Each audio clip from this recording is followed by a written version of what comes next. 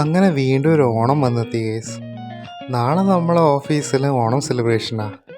അതുകൊണ്ട് ഞാൻ അത്യാവശ്യം എക്സൈറ്റഡ് ആയിട്ട് ഇന്ന് ഓഫീസിലേക്ക് പോയത്. അങ്ങനെ നോക്കിയപ്പം നമ്മളെല്ലാവരും നല്ല ബിസിയായിരുന്നു.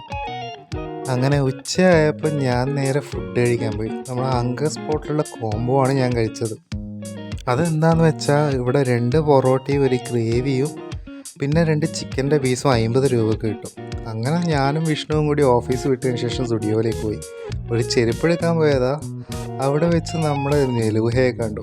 ഇവൻ അടിപൊളി ടാറ്റു ആർട്ടിസ്റ്റാണ് കേട്ടോ. അപ്പം നിങ്ങൾക്ക് ടാറ്റു ചെയ്യണമെങ്കിൽ ഇവനെ ഒന്ന് കോൺടാക്ട് ചെയ്തോളൂ, ഞാൻ ഡീറ്റെയിൽസ് തരാം. അവിടെ നിന്ന് ചെരുപ്പിട്ടതായപ്പോൾ നമ്മൾ കാൾടെക്സ് ഉള്ള ഷൂബി എന്ന് പറയുന്ന ഒരു സ്ഥലത്തേക്ക് പോയി. അവിടെ അടിപൊളി കളക്ഷൻസ് ഉണ്ടായിരുന്നു കേട്ടോ. അവിടെ നിന്നൊരു നല്ലൊരു ചെരുപ്പ് എടുത്ത് ഞാൻ നേരെ വീട്ടിൽ പോയി.